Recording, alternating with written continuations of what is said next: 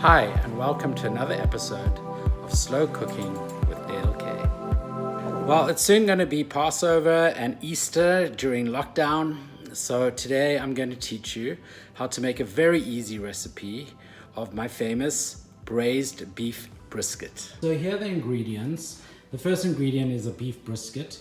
I use a free-range grass-fed beef brisket, and I got a 3.2 kilograms, which is about 7 pounds, and it's trimmed and it's a flat cut, you can see there. And then 2 packets of brown onion soup. You can use any kind of brand. I use Lipton, but you can use any brand. Then fresh black pepper and white pepper, which you know I love. Kikkoman soy sauce. You can use any soy sauce, but a half a cup. And then a half a cup of chutney, fruit chutney. If you can't get chutney, you're welcome to use any barbecue sauce. I just had this barbecue sauce in my fridge. Everyone has some, and you're just going to use a half a cup for flavor. But if you have chutney, rather use the chutney, then you don't need the barbecue sauce. 2 to 3 cups of water, depending on how big your brisket is. I use 3 cups.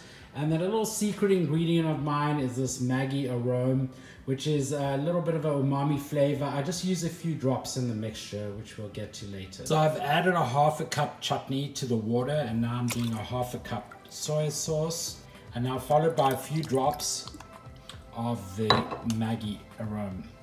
Okay, just stir that mixture up. There we go.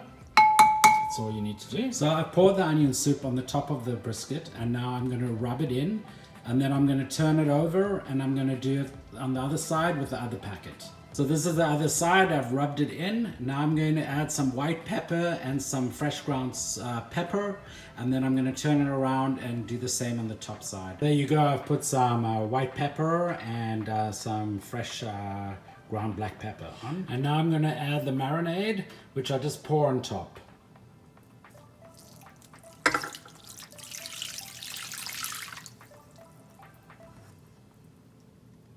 So that's what it looks like once the marinade's poured over it. I'm now going to cover it with some heavy foil. Oh, I have a visitor. Frodo, you want to see what I'm making for dinner? So I've covered it in 2 layers of tin foil, shiny side on the inside. And now I'm going to put it in the oven, and it's going to cook for 5 hours, so long and slow, at a temperature of 180 degrees Celsius, which is 350 degrees Fahrenheit. So I've just taken it out of the oven after cooking for 5 hours, and now I'm going to open it and see what it looks like.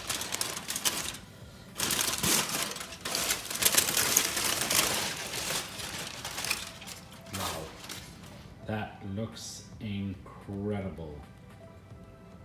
So the next step is to let it cool and then put it in the refrigerator overnight. It's much tastier the next day and also way easier to slice. So I've just taken it out of the refrigerator, and it's been overnight.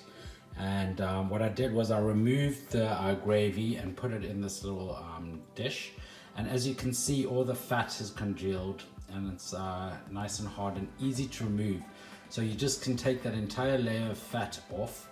And a great tip is I put it in a Ziploc bag in the freezer, and whenever I'm making roast potatoes, I use this fat, I repurpose it to roast the potatoes, and they come out delicious. So I've removed the fat from the gravy, and now I'm getting ready to slice the brisket.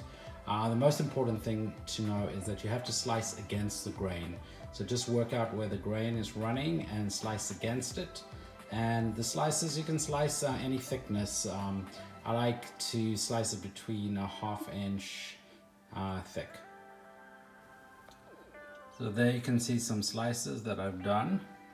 I'll just show you close up. So that's how I slice them. I will finish slicing the whole piece of meat now, and then I will show you the next step. So there, I finished slicing it, and I put it back in the pan. And I have to say, I couldn't help eating some of the little pieces that fall off the side. I'm sure you will as well. They're delicious, even cold. And now the next step is that I'm going to pour the sauce back on.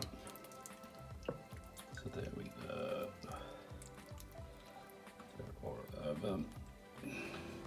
So all you have to do now is cover it in foil and put it in a preheated oven at 140 degrees Celsius, which is around about 300 degrees Fahrenheit.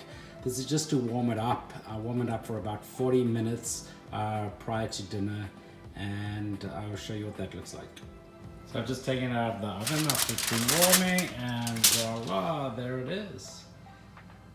Ready to be eaten. That looks delicious.